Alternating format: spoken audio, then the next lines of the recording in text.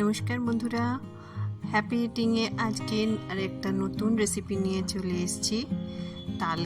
তাল ক্ষীর বানাতে খুব কম উপকরণ লাগে।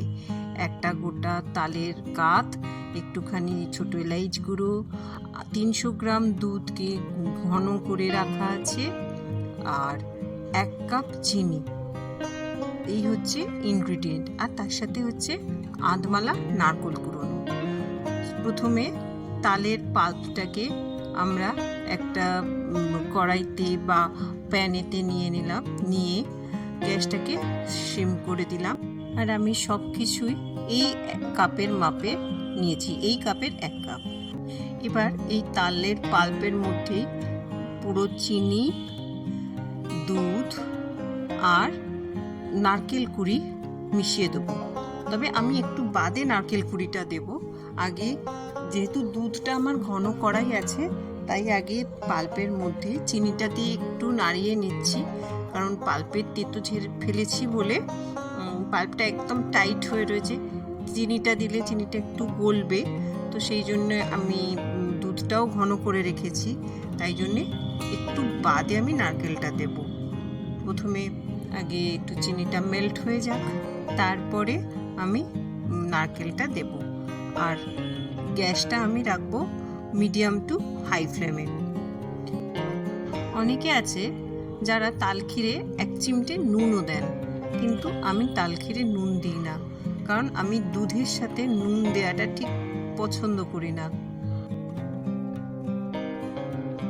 এই রেসিপি আমি শিখেছি আমার শাশুড়ি মায়ের কাছ থেকে, তিনি তার মা ঠাকুমার কাছ থেকে শিখেছেন। আর সত্যি কথা বলতে কি, তাল ক্ষীর হচ্ছে সবচেয়ে সহজ তালের একটা রেসিপি, আর করতেও সময় লাগে খুব কম। খালি একটাই অসুবিধে হয়, তালের ক্ষীরে যখন বলক ওঠে, এই যে এবার আমি দুধটা মিলিয়ে দিচ্ছি, তো সে যাই হোক, যা বলছিলাম, তালের যখন ক্ষীরেতে বলকটা ওঠে সেটা বড্ড ফোটে, তখন একটু ঢাকা দিয়ে করতে হয়, নাহলে সারা গ্যাস, গা হাত পায়ে ছিটে লাগে আর পুরো নোংরা হয়ে যায়, জ্বালা করে। তো সেই জন্যেই একটু ঢাকা দিয়ে করতে হয়। তাল ক্ষীর করতে খুব বেশি হলে 15 মিনিট লাগে। যদি দুধ ঘন করা থাকে তাহলে মিনিট 15-20 মধ্যে খুব সহজে হয়ে যায়।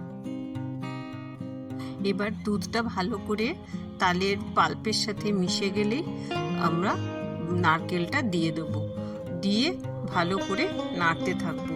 এবার যেই তালের ক্ষীরেতে বলক চলে আসবে, তখন কিন্তু তাতে ঢাকা দিয়ে দিতে হবে, না হলেই সারা গা হাত পা গ্যাস ট্যাস পুরো নোংরা হয়ে যাবে, আর গা হাত পায়ে জ্বালা করে। ফুটন্ত তালের ভীষণ গায়ে জ্বালা করে। আমরা খানিকটা নারকেল দেবো আর একটু রেখে দেবো গার্নিশিংয়ের জন্য। আস্তে আস্তে কিন্তু তালের বলক চলে আসছে, একটু একটু ওই যে ফুটোচ্ছে। এবার এই ফুটটা যত বাড়বে তত আরও চতুর্দিক ছড়িয়েও যাবে, গা হাত পায়েও লাগবে। ফুটন্ত তালের ফোঁটা যদি গায়ে লাগে বা হাতে লাগে, ফোসকা পড়ে যায়। তো এবার আমরা আস্তে আস্তে ওতে একটা ঢাকা লাগিয়ে গ্যাসটা একটু কমিয়ে ফুটতে দেবো।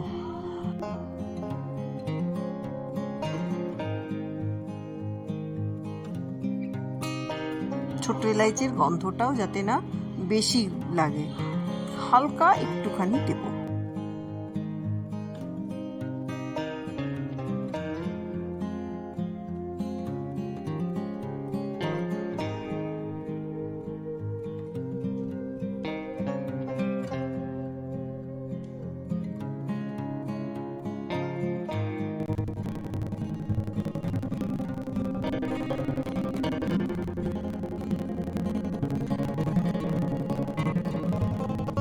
তাল ক্ষীরেতে খুব ভালো রকমের বলক চলে এসছে, আরও যত বলক বাড়বে তত আরও বেশি ফুটবে। এবার আমাদের আস্তে আস্তে ঢাকা দিয়ে ওকে মিনিট 5-7 ফুটতে দিতে হবে।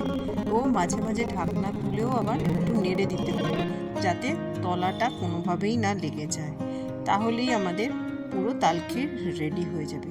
এবার মিনিট 5-7 বাদে আমরা আবার আসবো। এই যে আমাদের তাল ক্ষীর রেডি হয়ে গেছে।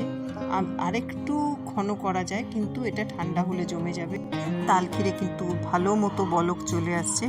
এবার একটু ছোট এলাইচ গুঁড়ো এতে দিয়ে দেবো, খুব সামান্য, হাফ চামচেরও কম, যাতে তালের গন্ধটাও না চলে যায়। আবার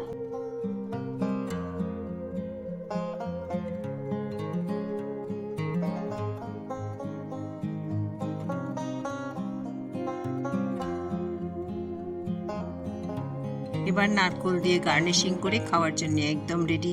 কেমন লাগলো রেসিপিটা জানিও, আর যদি ভালো লাগে নিজেরা করে খেও, আর আমার চ্যানেলটাকে একটু সাবস্ক্রাইব করে দিয়ে পাশে থেকো।